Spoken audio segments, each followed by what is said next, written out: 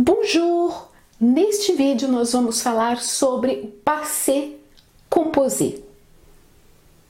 Este vídeo terá duas partes, então não perca a primeira e assista ao vídeo até o fim para que você não perca nenhum detalhe. Eu não gosto muito de traduzir, de ensinar traduzindo, então eu evito ao máximo porque a gente sabe que cada língua tem uma cultura e nem tudo é possível se traduzir ao pé da letra. Mas é necessário que você saiba o que é o passé composé para que você não tenha dúvidas.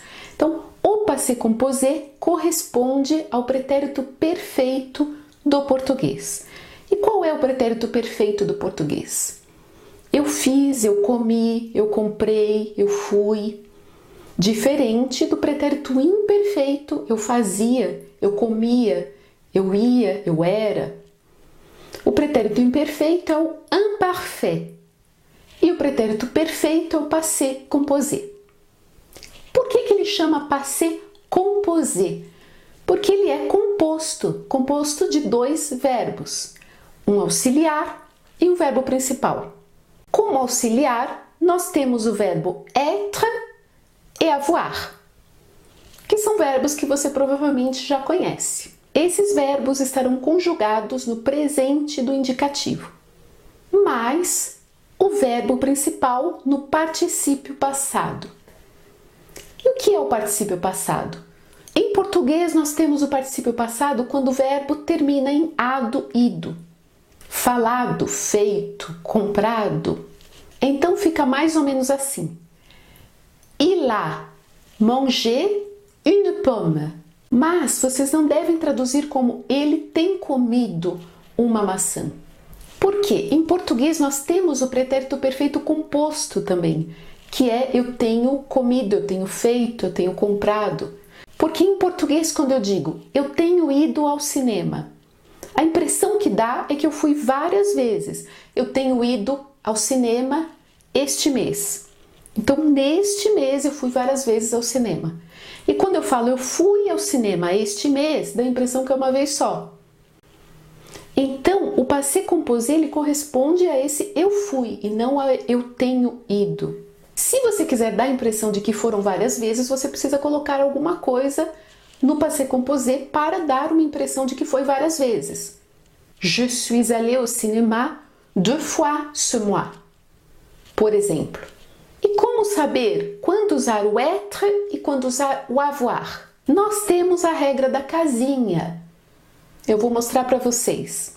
Existe uma casinha na qual nós colocamos os verbos que vão usar o auxiliar être. Na verdade, a casinha não é uma regra, é um artifício para que você memorize melhor os verbos. Entretanto, nós precisamos tomar cuidado, porque alguns verbos da casinha podem também usar o verbo avoir, e porque também há outros verbos que não estão na casinha que vão usar o verbo être. Digamos que a casinha ela traz os verbos principais que são conjugados com être, mas alguns deles também podem ser conjugados com o verbo avoir.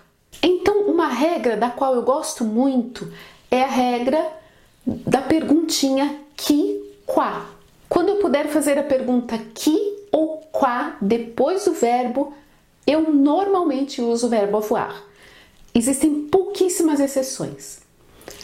J'ai mangé une pomme. J'ai mangé quoi? Une pomme. Então, é o auxiliar avoir que eu vou usar. J'ai vu Marie. J'ai vu qui? Marie. É o auxiliar avoir que eu vou usar. Je suis allé au cinéma. Je suis allé quoi? Não é possível. Je suis allé où? É possível. Então não é a perguntinha qui nem quoi. Então eu vou usar o être.